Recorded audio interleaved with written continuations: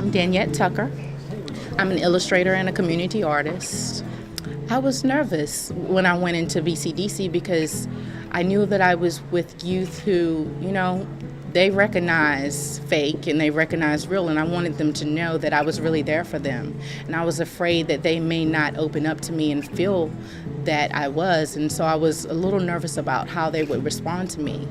Well, all of them, when I first went in there, except for one student, all of them said that I can't draw.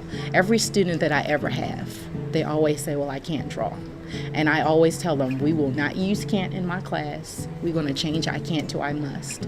And so a lot of them just had no confidence in what they could do until they learned technique. And then they're like, oh, I can do this. The first 4 weeks were just basic techniques. They started off learning how to draw basic forms: the cube, the cylinder, the sphere, and the cone. Teaching them how to draw those shapes and then turn them into three-dimensional. And that was adding value and showing shadow and highlight. And then after that, we skipped to learning the proportions of the figure. And then once they got those basic techniques, we went into creating depth and creating a setting. How do you, bring someone into the picture? And once they got down setting and character, and then they just ran with that. And because that's about how you build a story. Once they developed the technique, they just ran with it and were inspired to really, really, open themselves up.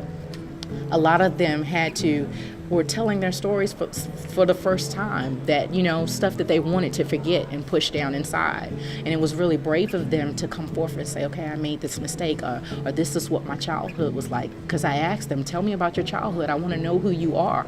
And they had nobody do that before. Come to them and say, I want to know you. I think it was an ability for them to express themselves without anybody telling them what they had to say or what was right or wrong. With art, there's no right or wrong answer. You get to be creative, and you get to express yourself without any rules or stipulations. So I think that was the biggest thing that they got out of it, was just that I can say what I want to say, how I want to say it, and nobody, is going to tell me that what I'm saying is wrong or that what I'm doing is wrong. I get to do it my way. So I think that's the major thing. You show ownership when you have that opportunity. They created the work, and then I took everything that they did and composed a book out of it and created the volumes for them. So, because I told them, by the end of this project, you will be published illustrators and published authors.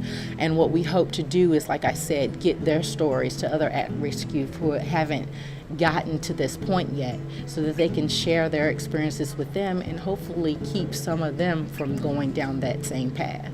And that was the whole goal of the project, is for them to, many of them have sons and daughters, nieces and nephews.